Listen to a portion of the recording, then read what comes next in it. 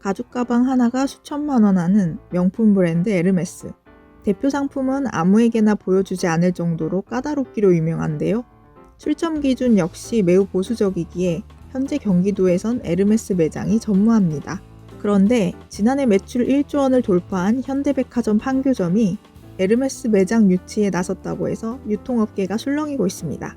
일명 판교 현백이 이같이 잘 나가는 배경에는 판교가 경기도 최고는 물론 강남을 위협하는 부촌으로 부상하고 있기 때문인데요. 판교 현백의 경쟁자가 신세계 강남, 롯데 본점, 롯데 잠실 등이라는 점을 감안하면 판교의 수준을 알 수 있겠죠? 그렇다면 에르메스를 소비할 정도의 재력이 있는 부자들이 어떻게 판교 입주민이 된 것인지 리얼캐스트가 알아봤습니다.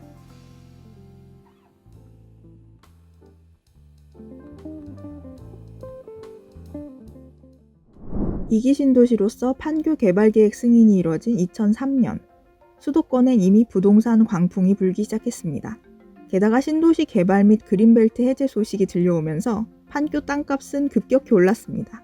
강남이 가까우며 1기 신도시 대장 분당과 붙어있는 경부고속도로를 품은 판교 땅값이 쌀 리가 없었겠죠. 급기야 2003년과 2004년 사이 판교 개발을 앞둔 성남시 분당구 지가 변동률은 강남을 추월하기도 했습니다. 게다가 당시 대형이 대세였던 트렌드와 주택 소비자의 높아진 눈높이를 맞추기 위해 정부는 2기 신도시의 소형 비중을 10% 정도 줄였습니다. 이 중 판교 신도시는 분당과 마찬가지로 강남 아파트 수요를 분산하기 위해 지어졌습니다. 때문에 중산층을 타겟으로 더욱 쾌적함에 초점을 두고 개발됩니다. 실제로 부지 면적 대비 주택 수와 수용 인구가 광교와 함께 2기 신도시 최저 수준이었죠. 결과적으로 판교에선 주택을 싸게 공급하기가 어려워집니다. 2006년 시작된 판교 초기 분양 당시 실질적인 중대형 분양가는 당시로서는 꽤 높은 3.3스퀘어미터당 1,800만 원 수준이었는데요. 중대형에 대해서는 주변 시세를 반영하는 채권 입찰제가 적용되었기 때문입니다.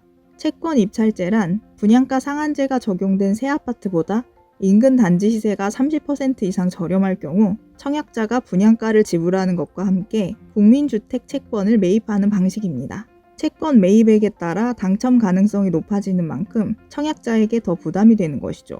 게다가 당시 판교는 투기지역이라 담보인정 비율과 총부채 상환 비율을 모두 적용받아 소득과 소유한 현금이 모두 많아야 자금 조달이 가능했습니다. 결국 15년 전에도 판교 중대형 아파트는 정말 능력 있는 분들만이 입주 및 보유할 수 있었습니다.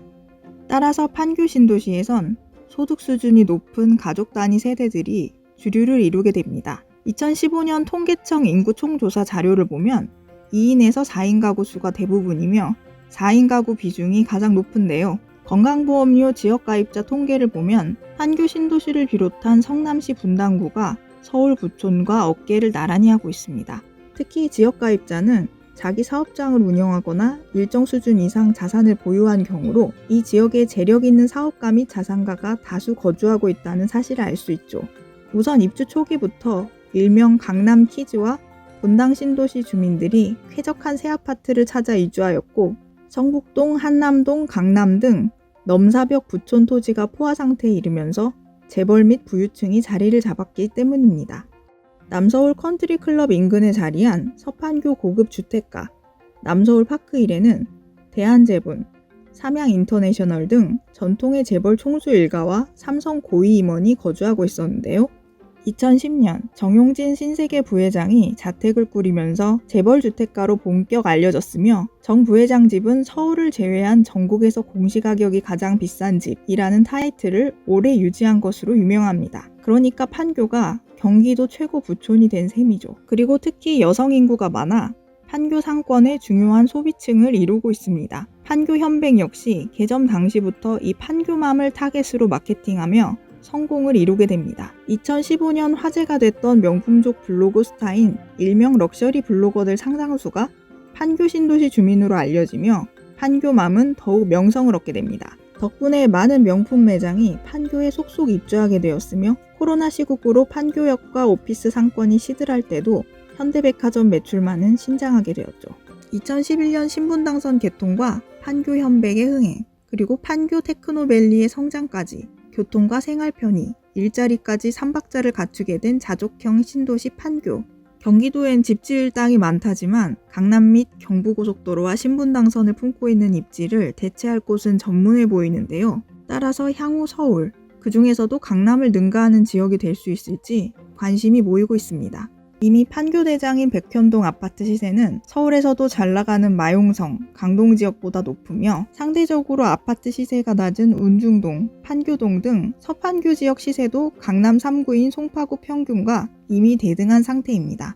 게다가 판교 업무지구의 핵심인 ICT 기업들이 강세를 보이며 점차 한국의 실리콘밸리를 형성하고 있습니다. 2월 17일 기준 네이버가 코스피 시가총액 4위, 카카오가 시가총액 9위를 기록하고 있으며 NC소프트 18위, SK바이오팜이 30위로 네이버를 제외하면 1년 만에 크게 상승했는데요. 기존 판교 테크노밸리에 약 1200개 업체가 107조 원 매출을 내고 있으며 알파돔시티 그리고 현재 개발 중인 23 판교 테크노밸리에 추가 입주하고 있는 기업까지 감안하면 앞으로 판교의 이런 유니콘들은 늘어날 전망입니다. 이렇게 판교에서 성공한 신흥 부자들이 판교에 둥지를 트는 경우도 늘고 있습니다. 2018년엔 카카오 창업주 김범수 의장의 새 집이 남서울 파크힐에 완공됐습니다. 해당 주택은 2019년 드디어 정용진 부회장 자택이 유지하고 있던 타이틀을 가져가게 됐는데요.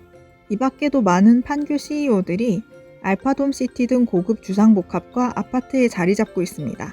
여기에 정말 현대백화점에 에르메스가 들어온다면 판교는 명실공히 강남과 어깨를 나란히 하는 최상급지가 될 수 있겠죠. 미국 사례를 볼까요? 전미부동산 중개인협회 자료에 따르면 2020년 4분기 산호세, 써니베일 등 실리콘밸리와 샌프란시스코 주변 도시 집값이 금융수도인 뉴욕과 근교의 주택 중위 가격을 큰 차이로 압도하고 있는데요. 이미 집값과 주민소득, 인프라 면에서 서울을 능가하고 있는 한국의 실리콘밸리 판교 신도시. 앞으로 강남을 넘어서지 말란 법이 없겠죠? 판교 신도시의 성장이 기대됩니다.